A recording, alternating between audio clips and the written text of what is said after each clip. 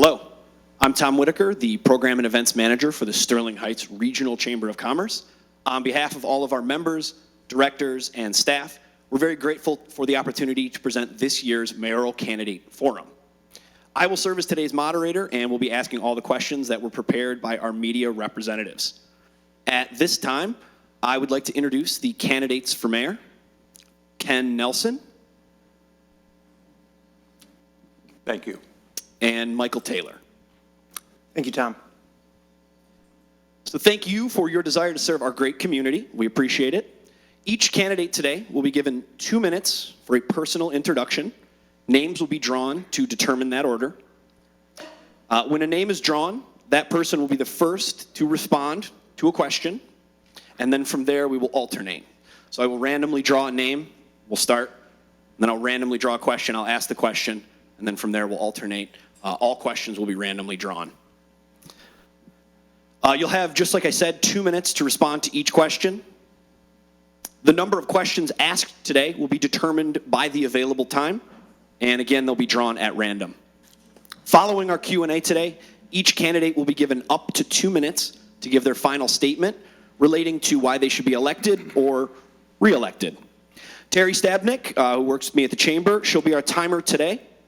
When you are at 1.5 minutes, so 30 seconds remain, Terry's hand will go up. And when you get to 2 minutes, Terry will stand knowing your time is done. We'll allow just a couple of seconds for you to finish your thought. So we thank you, candidates, for participating today and audience members for attending. We ask both our audience as well as our candidates to please refrain from applause, cheers, heckling, or any other acceptable behavior.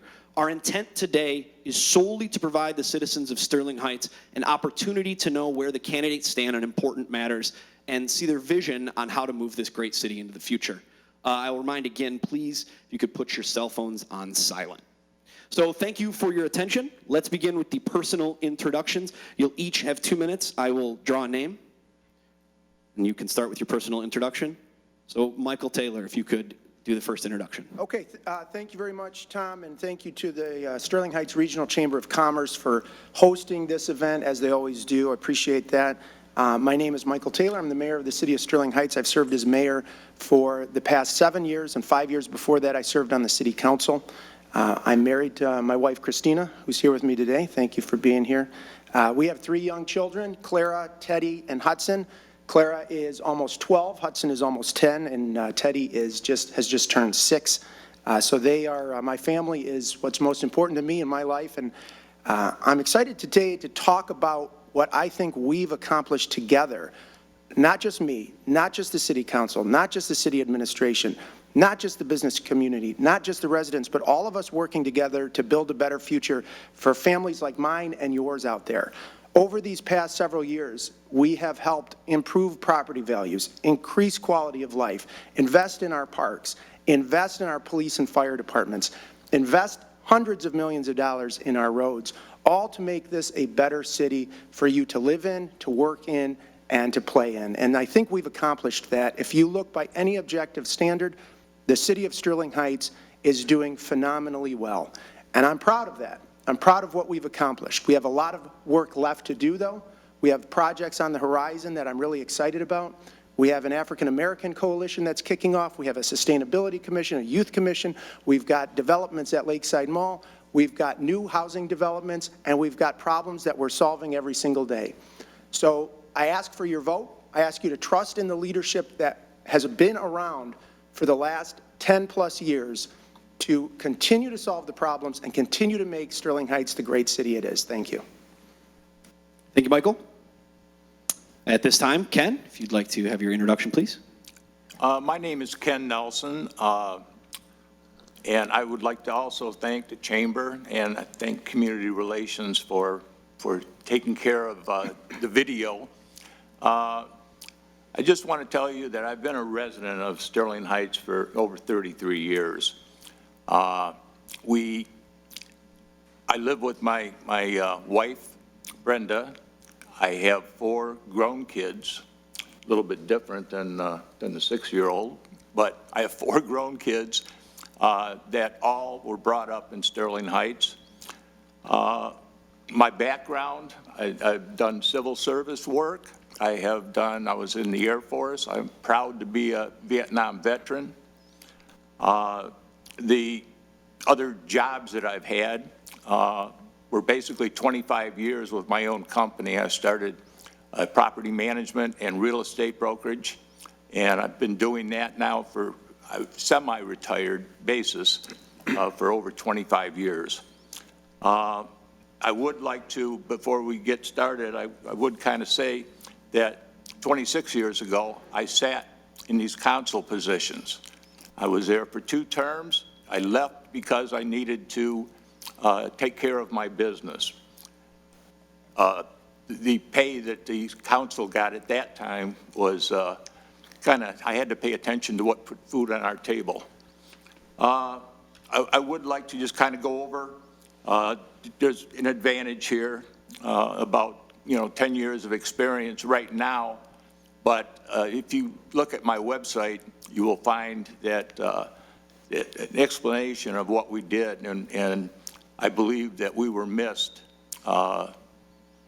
when we stopped. But my platform is, and I just want to get this out real quick, is I am a constitutionalist, both federal and state. I fully support the Sterling Heights City Charter with amendments. I am pro-law and order, and I support both police and fire and their service to our city. I am pro-life. I am a property rights advocate. You own a piece of property, and you have the ability to...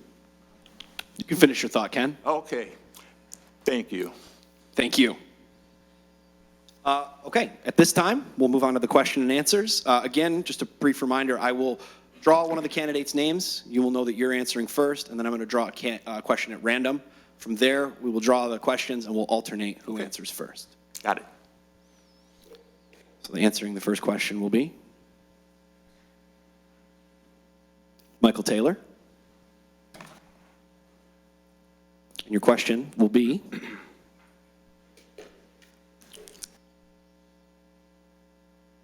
my question 7. I've got to turn my page. Okay. You'll have 2 minutes after I've finished reading the question. Your 2 minutes will begin when you start speaking. Sounds good. So often the subject of resident complaints, the Michigan law regarding consumer fireworks and the increased levels of noise that their use has brought to the city is a common topic of debate. If anything, what approach should the city take to alleviate the noise problem associated with fireworks? Michael? Yeah, thank you, Tom. So there's very little that the city can do in terms of alleviating the noise, given the way that the state law has been set up. The state law has preempted the cities from really doing anything to restrict sales of fireworks. These pop-up tents that you see throughout the city, we can't even shut those down. So the state passed this law several years ago, wanting to encourage people, it seems, to use fireworks. Now, the tax revenue that the state gets is minuscule. It's such a small amount, it defies logic that they would do this. So what ends up happening is the residents will call and complain and say, my neighbor is setting off fireworks. Well, we might have literally 250 fireworks complaints coming in at one time. So the state is regularly doing these things where they're passing laws that work as a mandate to the city. They're passing laws that we then have to enforce. And what I've done for the last several years is I've met with our state legislators, I've met with the chairman of the committee on this topic, and I've explained to them that cities in southeast Michigan are not like cities in northern Michigan and other rural areas of Michigan. We can't have these fireworks going off. We have families, dogs, veterans with PTSD, children who are trying to sleep, and you've got fireworks being shot off at night. And so the state says, well, just send your fire department or just send your police out there. By the time we send a police car out there, they're already gone. So what the state's really asking is, have your neighbor snitch on the other neighbor, and who's going to want to do that? So the solution is that the state must change its laws, and we've sent resolutions, we've communicated, we've worked with the MML. We need changes to the state law because enough is enough. It's gotten better, but the fireworks problem is still a huge problem, and we need the state legislature to respect our city, let us make decisions for the city, so that, because we know what's best for our residents, because we're hearing from them every day. Thank you, Michael. Ken, same question to you. Okay. I agree with the mayor on that point about the law being made by the state of Michigan. But the one thing that we always went by, and I don't know if that's changed now, is that we cannot make any ordinances or laws that are in conflict with state law, but we can make them more restrictive. Well, we have quarter sticks of dynamite going off in our neighborhoods. Everybody sits outside that chooses not to use their fireworks are sitting out in the front of their house with a hose in case there's a fire that starts. I also do agree that there's no way that we can enforce any of this, but we can make it more restrictive for safety measures and for noise levels. The dogs and the cats are really at people's mercy, but they don't seem to matter. Also, we're restricted to certain dates, certain times, and we have fireworks going off all year long. And we have these fireworks places that are open. So I do believe that we can look at that law and we can become more restrictive here than state law. So I think it needs to be looked at. Thank you. Thank you, Ken. So we'll draw the next question, and Ken, you'll answer first on this one. Okay? Okay. So next question is, being attractive to new residents is a feature of any healthy city. How do you feel Sterling Heights stacks up to surrounding cities or townships in terms of bringing in new residents? And can you give us one idea for a way to improve the city's current efforts? The city is looked at by most of our residents as a very good place to live. The things that I don't agree with is I don't agree with the fact that we are putting ourselves in debt by putting the arcade over in Dodge Park. There's a lot, you know, I'm always going to go back to wasteful spending. But making it attractive, I've been an associate broker for 25 years for real estate. I know what sells homes.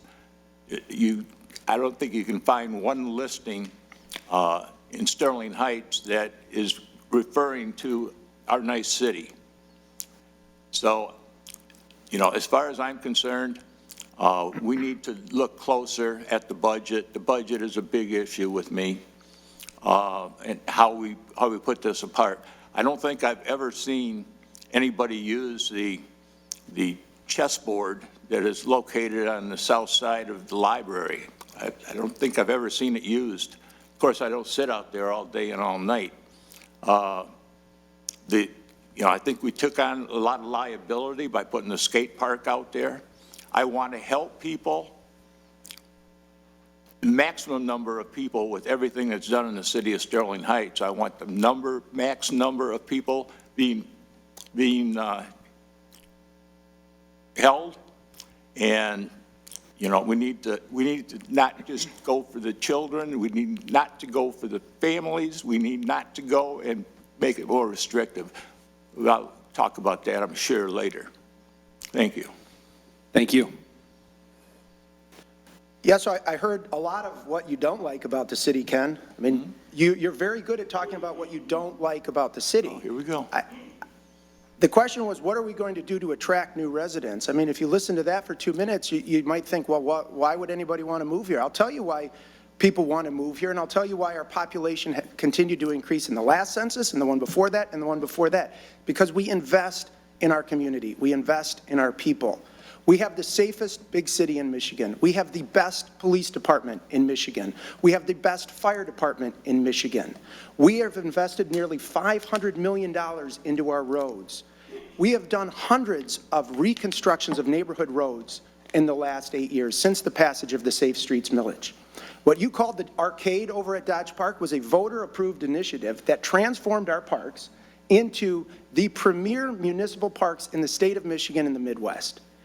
I have the pleasure of going around and talking with other elected officials, not just in Michigan, but in other states, and they marvel at what we were able to accomplish with Dodge Park, which was, again, approved by the voters. We are continuing to improve on our city as well. We are continuing to fix neighborhood roads. We are continuing to invest in the people that live in Sterling Heights. We are continuing to give them events and things to do. This is what makes us a great city. But like I said in my opening, there's still a lot of work that we can do. I know the number one complaint I hear is people want to see more enforcement in neighborhoods of speeding. So we are working on that plan. We are working on a pilot program with speed humps that are going to be able to be installed and uninstalled so that they don't damage plow trucks. We are working on a plan. I'm working with our police union right now about getting new police officers whose only job is enforcing speeding in our neighborhoods. So those are ways that we can attract new residents. But I'll tell you what we're doing right now already is working. Your property values are increasing. Population is increasing. We have great city services, and we're going to continue to have great city services. Thank you. Draw the next question. Michael, you'll answer first.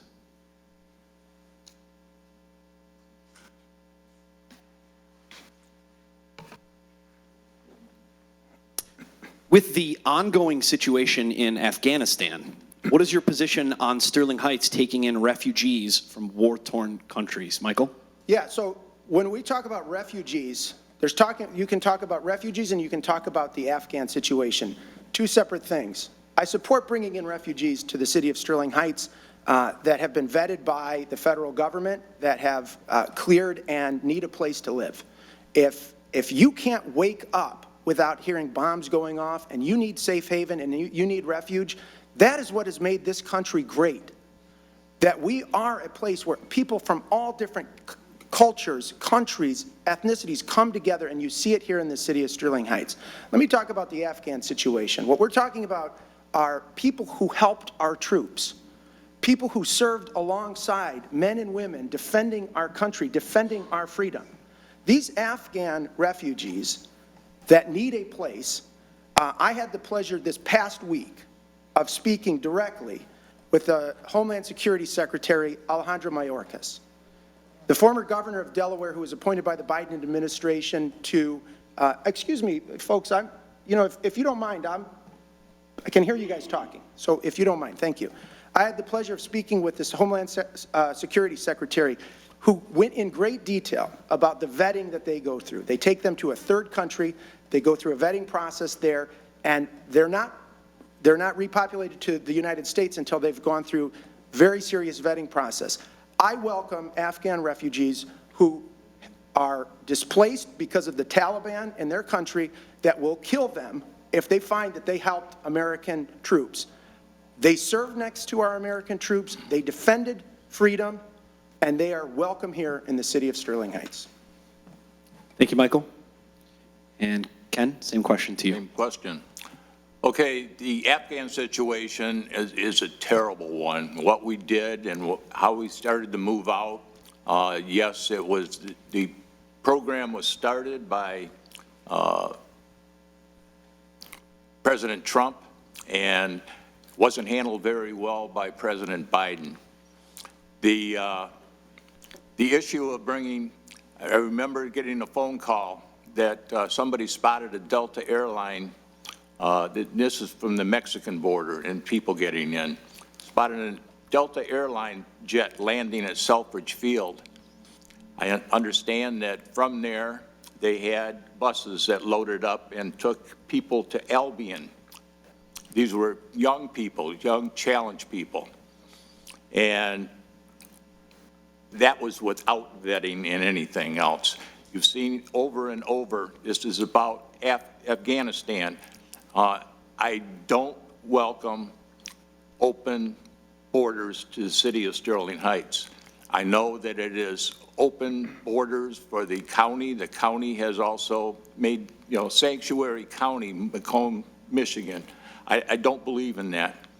The process, a lot of people that we have in our city right now are immigrants. They came, they learned, they became part of our community, and that's what we need to do with everybody that's coming in. Sterling Heights is a very good city to live in, but to just open it up to anybody is not right. Thank you. Thank you for your response. You'll be answering the next question first. Okay.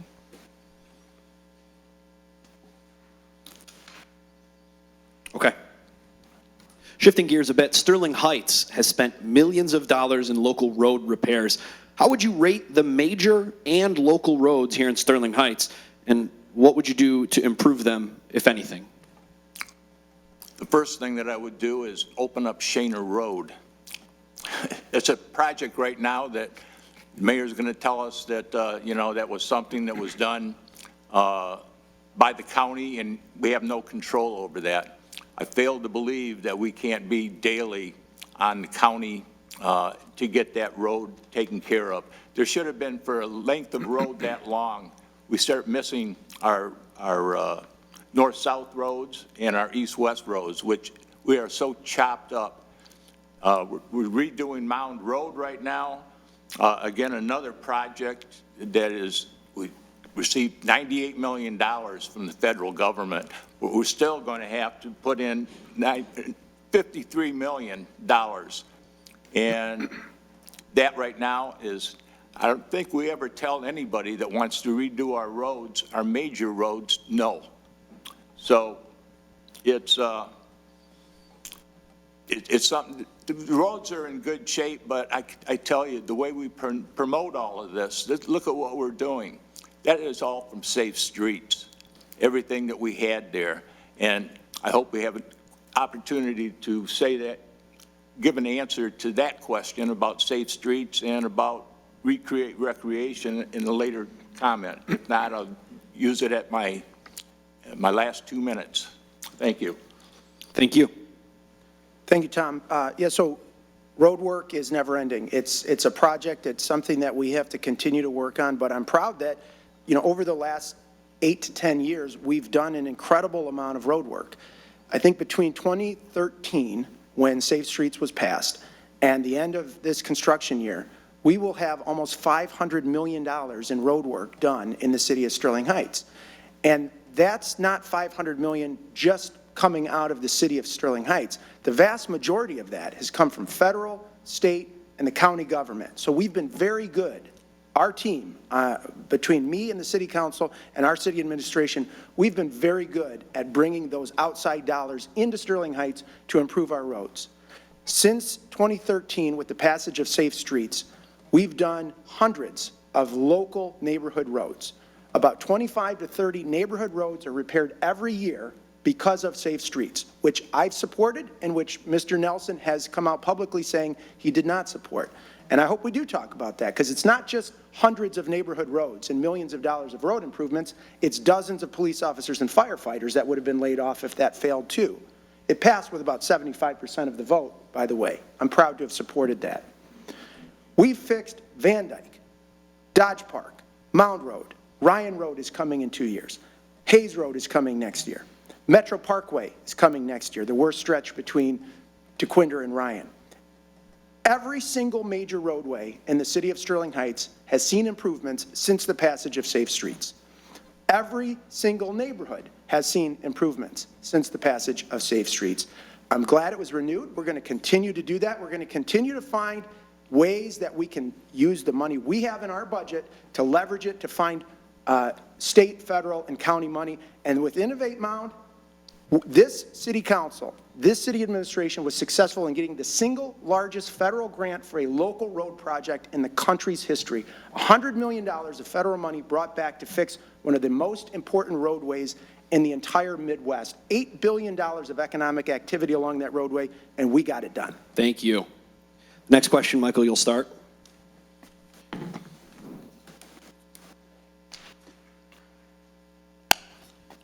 Can you describe any vision you have for improving the parks and facilities in the southwest corner of the city? Yeah, thank you. So we have worked tirelessly to make the city parks the best in the state of Michigan, and we will continue to do that. We have a large city, 36 square miles, okay? And so one of the complaints we've heard is that a lot of what we've done is centered around our city campus here, and I appreciate that. But we have 26 city neighborhood parks throughout the city. And it's not just in the northwest, not just in the northeast, not just in the southwest. They're throughout the entire city. One of the things we hear is that we wish we had a pool here at the community center where we're at. And I acknowledge that a lot of residents wish they had a pool here. I'm not opposed to that. It would take a significant investment in tax dollars to do that. One of the things we did was we partnered with the city of Warren to open up our parks and their parks. And so in the city of Warren at 14 Mile and Mound, right there, right on the other side of the southwest border in Sterling Heights, you can use their 150,000 square foot facility for the city of Warren resident price, which I think is a great deal for our residents. So they have that. We have Nelson Park at 15 Mile and Ryan that we're investing in and that we can do more in. I'd like to see that was originally slated years ago for a disc golf course, which I'd like to see developed. We have just recently made some improvements to parks in that area, and I will continue to do more. If residents feel we need to do more in that area, I'm open to listen to them, and that's one thing you'll always get from me. I am accessible 24 hours a day on any social media or regular media platform. You can find me, and I will take your issue seriously, and I will do everything I can to address it. Thank you. Well, that's all good and well about putting the money into all of our parks, and they look nice. Playgrounds for the kids, who's using them? You know, Dodge Park, I know when I was out getting signatures, going into Dodge Park, and I started asking people on a Friday evening if they're residents of Sterling Heights, and probably 60% of those people said that they're not residents of Sterling Heights. So we're building all this fine stuff. We're being very inviting to anybody from Troy, Shelby, Clinton Township. Please use, you know, our facilities. The $45 million Recreate Recreation, once you get that approved, and by the way, we're going to talk about voting records on that, that was almost 50,000 votes that were cast for Recreate Recreation in 2016 or 17. And what we ended up with was 25,000, basically a split. The difference, it wasn't overwhelming like Safe Streets. It was 724 votes positive. So we made half of our voters, we made them not happy with getting an extra millage put on their taxes, and half of them love it, okay? So this money that's here is big budget questions. And how much of this are we paying for 20 years? So what I say is we continue on with the parks until that 20 years is done with. I understand all the projects are now done, but again, it goes back to budget issues. Thank you. Next question we have. Ken, you'll start with this one. Okay. What is your position on mask and vaccine mandates in city offices, schools, and local businesses? Thanks for that question. What is my position? My position is that we don't get enough scientific information. It's in the science. Now we have the governor, since he's up for re-election, going ahead and stating that mask mandates and vaccine mandates are unconstitutional. I about fell over after a year and a half of putting our city, state of Michigan, in jeopardy, closing down businesses and everything else. Mask mandates, I noticed, I went to the city council meeting on Tuesday night, and here's the entire council wearing masks. They didn't mandate it. I'm happy for that. But the other mandates that closed down half of our city were not necessary. We don't get enough science. There are so many questions, and there's so many questions as far as what will this vaccine do to us years down the road. And just to go out and tell people it's to their advantage to get the vaccine. If the vaccine works, then people that get vaccinated should not have to wear masks, and the people that don't wear masks and not vaccinated, that shouldn't be a problem. Okay, the vaccines are a new item, and when we start messing with people's rights to do what they want to do and families to do what they want to do in our school system, then we're in trouble. Thank you. Thank you for your response. Yeah, thank you, Tom. So we had asked guests at City Hall to wear masks before the vaccine was widely available. I think that was the right thing to do to help protect our employees, to protect the people coming into City Hall, and to protect the public health in our city and around it.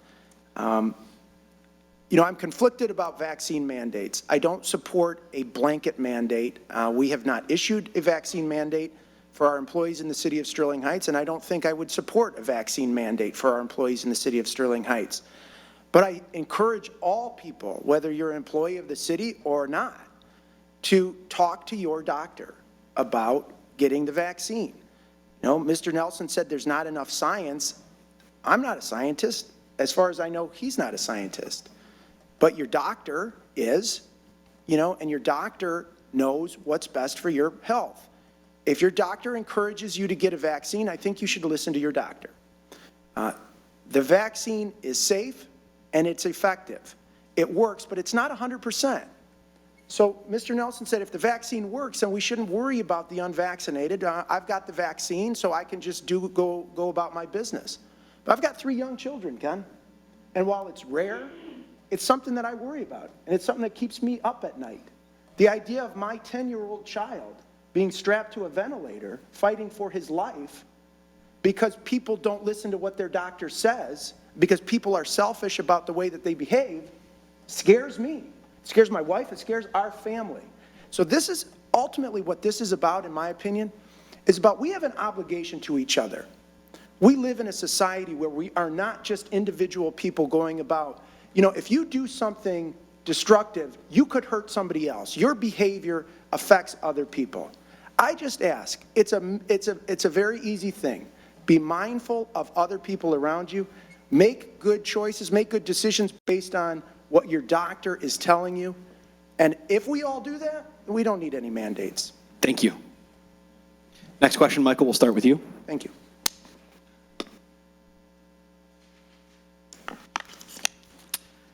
What do you believe are the personal strengths you would bring to your role as an elected official? Well, thank you. I think that they've been on display for the last 7 or 8 years as mayor and the last 10 or 12 years on the city council. I started out on the city council thinking I knew everything, and my colleagues would probably attest to that. I was a 26-year-old, and I did think I knew everything. And I see some of the flyers that are coming out from the challenger candidates, and I actually looked at some of my old flyers, and I was like, yeah, that's the way I was too. I have gone through a learning process since being on this council for the last 12 years. I think I've matured, and I think I've grown as a leader. I started out thinking I knew everything, got humbled pretty quickly, couldn't get anything accomplished, learned how to work with colleagues that came from different walks of life, different backgrounds, different priorities. And I learned that just because they have a different expectation, just because they have a different life experience, doesn't make them worse or me better. I learned to take all of that and I think be a better leader for this city council and be a better leader for this city. I think I communicate well with my colleagues. One of the things that we do exceptionally well in Sterling Heights that doesn't plague other that other communities are plagued by. We don't have infighting. We don't have chaotic city council meetings. We have professional city council members. We have professional city administration. We have professional leadership, and it shows. We're not in the newspaper fighting. We're not in the newspaper for the wrong reasons. We're in the newspaper for all the good things, like what our police officer just did with that, hooking up that elderly man's television. I don't take credit for that, but there's a culture here that everybody does the right thing all the time. And I'm proud to be a part of that. So if you've seen over the last 10 years, I think I've grown as a leader here. I think I have very strong interpersonal skills. I think I have the talent and skill to continue to do this job. And if the voters will have me, I will continue to vote 24 hours a day, 7 days a week to being the leader that the residents deserve. Thank you. Pose the same question to you. My personal background is quite extensive, but I have probably more experience, life experience, than the mayor has, and as long as he's been that old, 38 years old, I believe. Life experience, what I say is very important. Again, I'm not somebody that doesn't have a background in being an elected official. I do have that background. We did very well. I served under Mayor Noddy for 2 terms, and there was a lot of things getting accomplished. There's a lot of change that's happened over the time period. I have different viewpoints than the mayor does. I can tell you one of my viewpoints is I believe this council and the mayor needs to serve 2 terms, and that's it. We need term limits. Okay, you run out of ideas. You start going in the same direction, and you just get used to being in the position, and you're not bringing new ideas.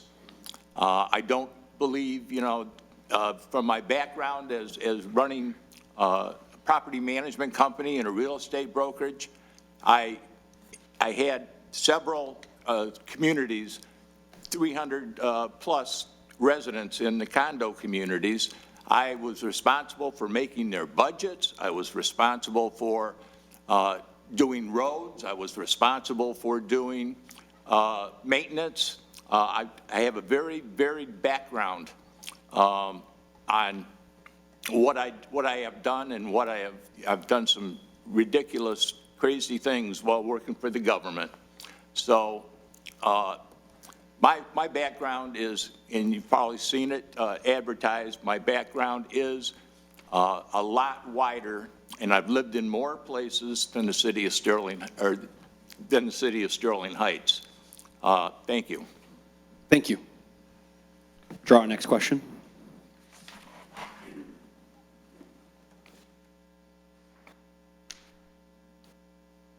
We've touched on this before, but Sterling Heights has used voter-approved tax funds to build new parks, facilities, and attractions for its residents. Has this effort reached its peak, or do you still feel that there are more activities that can be added in years to come? And if so, what are some things you'd like to see? Well, I'm going to have to answer this as voter-approved. I don't think that the city ought to be marketing ballot proposals that they come up with.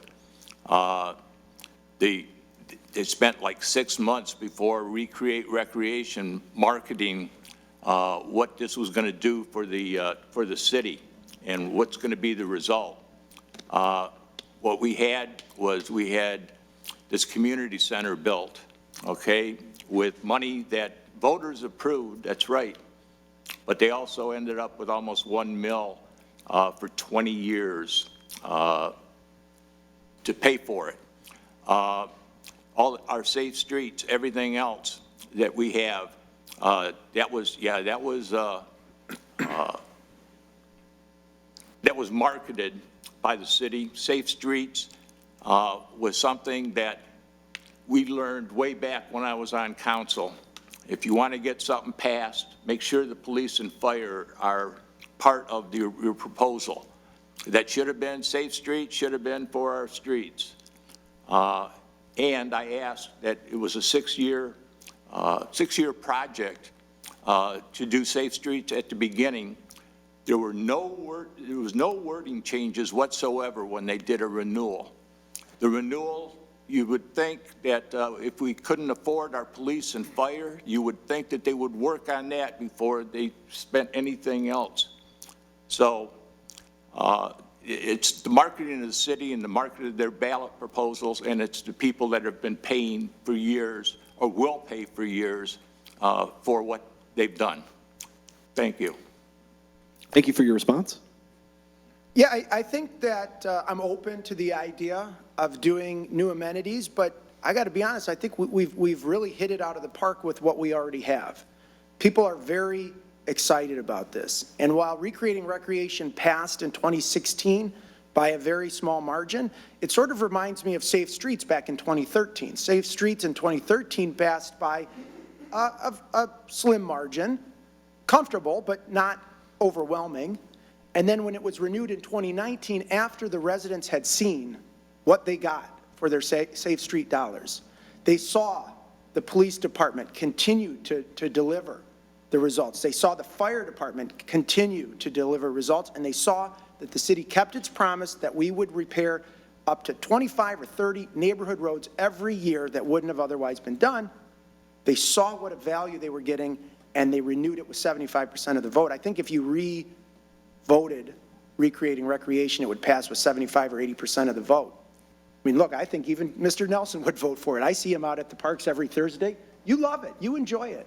This is an incredible community, and it's because we invest in our people. It's because we invest in services that our residents enjoy. And you said, well, a bunch of them are from Troy and other areas. Good. Let them come to the city of Sterling Heights and see what we are doing. Let them come and see what we offer our residents.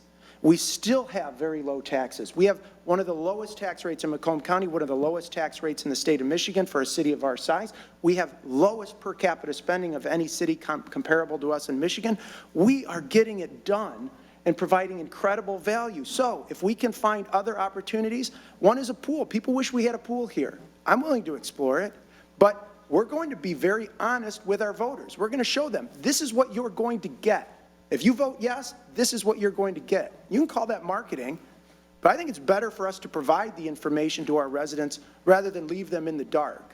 So thank you. Thank you. If I could just politely remind our audience to just remain from any cheers or jeers, just please be quiet.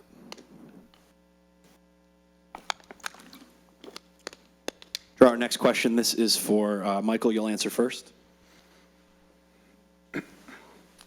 The industrial corridor between Mound Road and Van Dyke is of enormous importance to this city. If you are elected, what initiatives will you take to keep that corridor economically vibrant?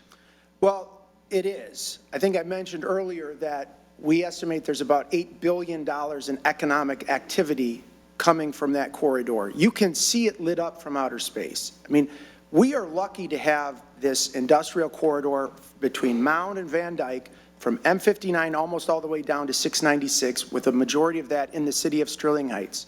4 automotive plants, 2 major defense contractors, dozens if not hundreds of more auto suppliers and businesses that support our defense industry and our automotive industry. Since being on the city council, this city council has prioritized economic development. We have a economic development advisor, Luke Bonner, who is well respected, probably the most respected economic development advisor in the state of Michigan, working tirelessly to attract new businesses. We just had a ribbon cutting at our Velocity Center at 18 Mile and Van Dyke, which is a business incubator, housing innovative new businesses. We have a co-working space there that's going to be a place where business owners and people and innovators and entrepreneurs can come and continue to make Sterling Heights their home. We are going to continue to do everything we can. We branded that corridor, the Sterling Innovation District, with unique signage, and the proof is in the pudding. The proof is that businesses continue to locate here. Our industrial vacancy rate is below 2%. Industry is moving into Sterling Heights. Industry wants to be where those automotive plants are. Before my time, this Sterling Heights City Council, many of the same members, my colleagues who are here today, Barb Zarko, Maria Schmidt, Deanna Koski, our city manager, Mark Vanderpool, saved the Sterling Heights Assembly Plant, which is now producing the Ram 1500, which I drive proudly. We have an incredible backbone of industry here. And this team, this city council, this city administration, these city employees have the secret sauce to keep it going. And we will keep it going. Thank you. Well, I tell you, the industrial corridor is a great thing. You go up to other communities like Shelby. Shelby has their industries scattered all over their community. It was a great thing. It was started long before Mayor Taylor was involved in it. Things like redevelopment of the Sunnybrook lanes and golf course into more room for industry. I think that was a great idea, although I think that we probably could have used that area and made the downtown that we don't have in Sterling Heights. We're a bedroom community here, and to hear everything that's going on, we want to draw people, we want to draw businesses into our city. I know that it's not all from what we do. Velocity. We're looking at helping people get in and innovative ideas. That's great, but we need to concentrate on the things we need to concentrate. Even the corridor itself, you know, we look at Innovate Mound, and we're talking about putting sidewalks or needing sidewalks in, you know, for the industrial so people can walk to lunch out of those big businesses. You know, it's just what we're doing here and what they have, and it's not all due to the mayor and the city council. It's not all due, okay? They keep taking credit for it, but they better be taking credit for the city manager. The city manager, they're living off of his Vision 2030 and without policy of the mayor or the city council. Thank you. Thank you for your response. You'll begin the next question, Ken. Okay.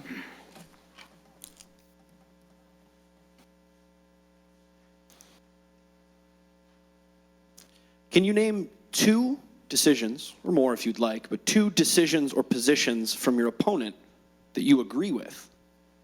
Wow. That I agree with.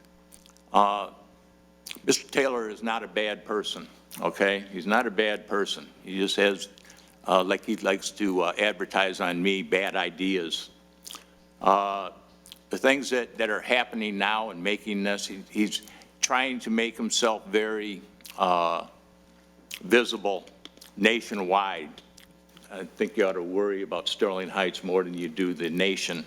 And I don't want to get into the same things that if you get your Century today, you'll see that the mayor has blasted me for not supporting the police and fire.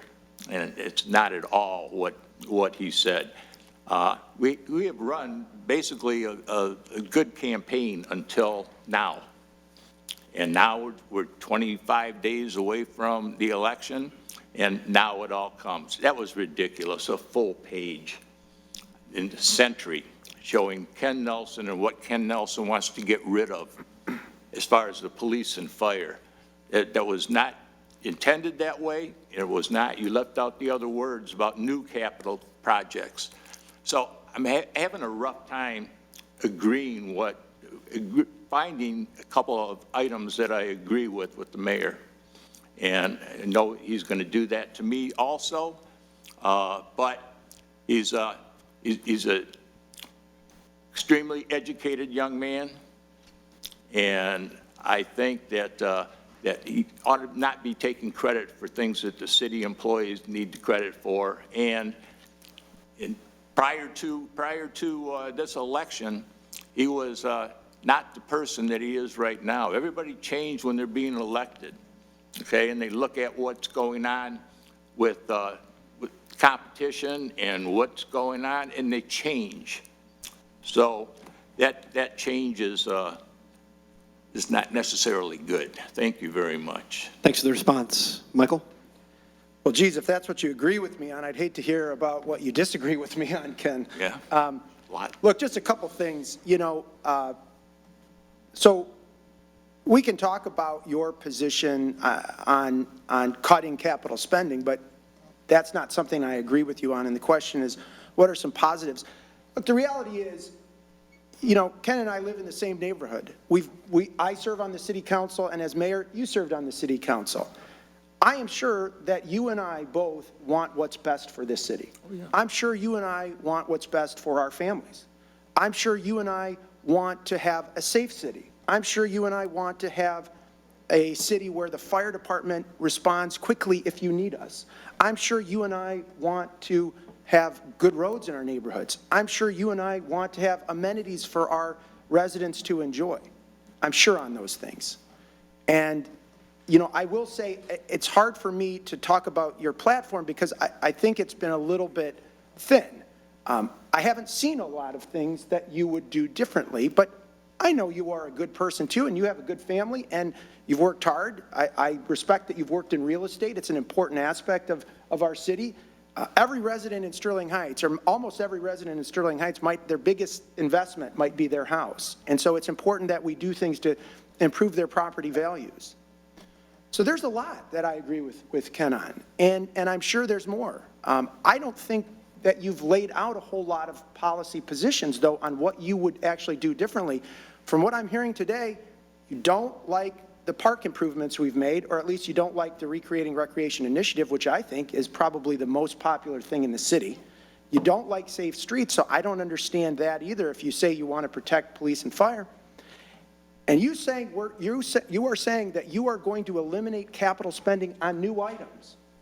New items are air packs for our firefighters. That's not maintaining the assets that we have. We need to buy new air packs, new police vehicles, new fire trucks, new ambulances. So I'm concerned about that you would eliminate those things. Thank you. We've got time for one more question, and then we'll do our final statements. Okay.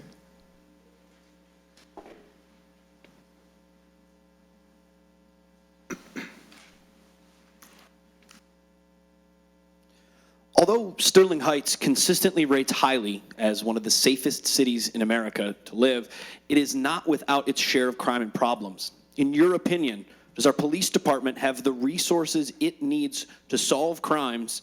And if not, what should be done to improve the situation? Well, thank you. I think that dovetails nicely with what I was just saying. In order for our police department to have the resources that they need, we have capital budgets. And our capital spending includes things like police vehicles, radar guns, protective equipment and gear, and other things like that. Now, Mr. Nelson claims on his campaign website that he's going to eliminate all new capital spending, all spending that we don't need to maintain assets we currently own. When we buy a new police vehicle, that's not maintaining the assets that we currently own. That's replacing an asset that we currently own. Maintaining an asset is when we take the car to the DPW and the DPW fixes it. Now, I'm glad to hear he wouldn't cut that, but we can't send our police officers, we can't send our police detectives, we can't send our undercover officers out in old, broken down, high mileage, dilapidated vehicles.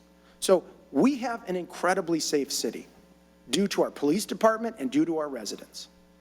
I will never cut the funding that our police department needs to do their job safely and effectively.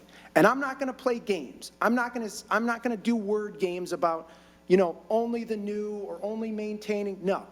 If you vote for me, your police department will be fully funded. I am not going to eliminate anything from the police department budget. Not new capital spending that isn't necessary to maintain current assets, not new capital spending that's necessary to maintain current assets. You vote for me, you don't have to worry about that. I am going to make sure our police department is fully funded and fully staffed. That's what I've been doing. Please, could you please stop? Thank you, sir. Sir. I will continue. See, this is what they do. They try to interrupt me. They've done it.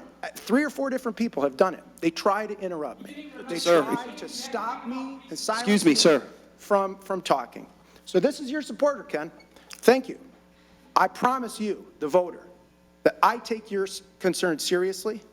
I will never cut our police budgets, never cut funding for them. Thank you. Gentlemen, I thank you for your insights on the topics today. It's now time for our final statements. He can Do I go. have to respond?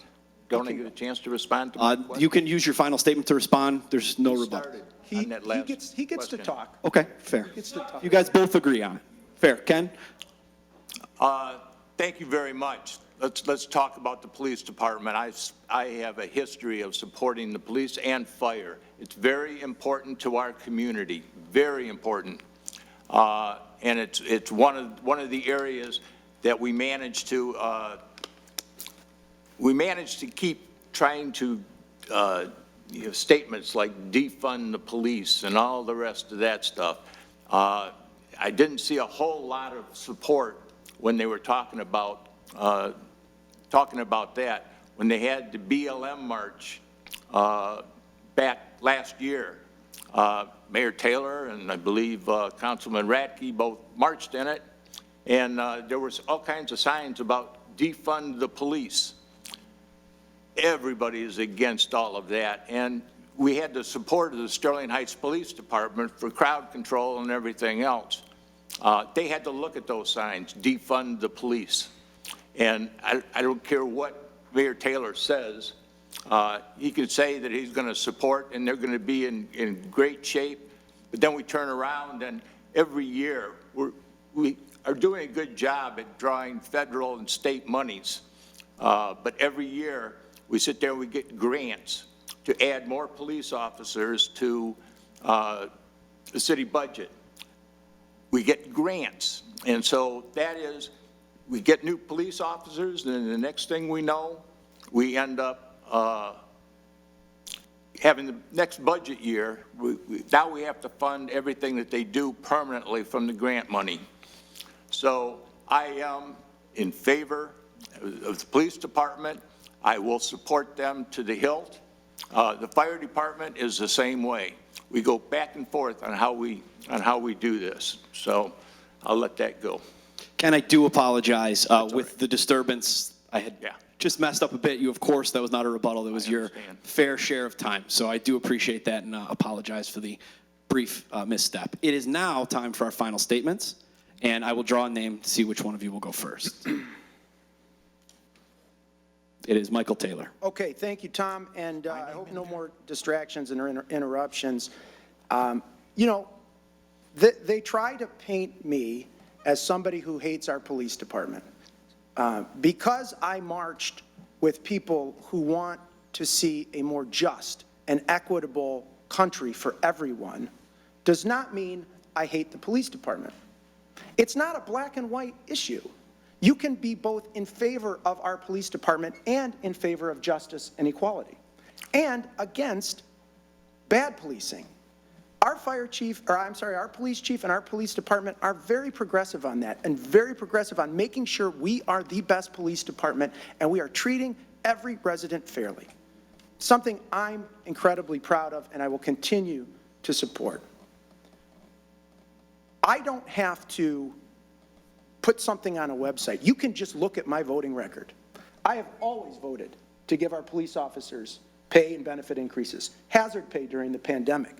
I've always voted to make sure that they have the budget that they need. I will continue to do that with our police department, our fire department, our DPW, our parks, our library, our city hall staff. You can trust that I have the residents' best interests at heart. In Sterling Heights, we have low taxes. We have low spending. We have low debt. We have transparent government. We have professional management. Your property values are increasing. Our population is increasing. Our unemployment rate is lower than state and national averages. We are putting $500 million into our roads.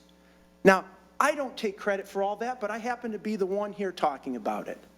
And I want everyone to know that if you vote for me, I will continue to lead the team that I'm a part of, our city council, our city administration, our city employees, and most importantly, the 134,000 residents of Sterling Heights.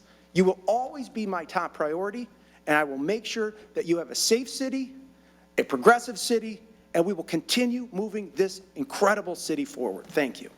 Thank you very much. Ken, your 2 minutes. Well, that was very good. Thank you. I agree. Okay. Very good. He does have the advantage of being on council and being the mayor for 12 years. But I haven't missed anything. I love my city, and I believe Mr. Taylor likes his job. Okay? Now is my chance to talk about the budget and tell you that basically, even from the budget document, and it's not a, I give credit to the to the employees for putting this together. But according to this, according to the Uniform Budget Act of 1978, we were in debt as of June 30th, $202 million. Now, that's not the common debt. It's not all of the debt. But we have payments. I once brought this up to Mayor Taylor, and I said, "Man, we have too much credit. How are we going to pay for all of this?" And he turned around at a council meeting on television and said, "Mr. Nelson, money is cheap." I hope you remember saying that. Money is cheap, and we could be considered derelict of our duty if we didn't spend some of it. We're making payments of $11,349,340 on that $202 million. We're paying interest of $6,745,000. We're making those payments every year. So when they go down and sit to do the budget process, this is getting larger and larger. We didn't carry this kind of debt back in Noddy's time or my time. There's way too much debt that's going on, and my favorite statement right now is bond it. Bond it. Everything is bond it. If we put some money into all of our, all of what we do, I wouldn't have a big problem with it. But when you can finish your thought. Okay, when you figure that we have 45 or $200 million in debt, we pay for the whole thing by doing municipal bonds or whatever there is. They can't do it. Okay. Thank you very much. Gentlemen, that completes our mayoral candidate forum. I would like to thank the staff of Community Relations and the staff of Sterling Heights TV for their assistance with today's forum and being here today to tape this event for Sterling Heights viewers and then for airing this at future dates to inform our citizens. Our chamber thanks you, your fellow citizens thank you, and we wish both of you the best of luck in the upcoming election. I encourage everyone to be sure to vote on November 2nd. We are going to take a short break here today, and we will begin the forum for the City Council at 10:30. Again, thank you, everyone. Thank you, Tom.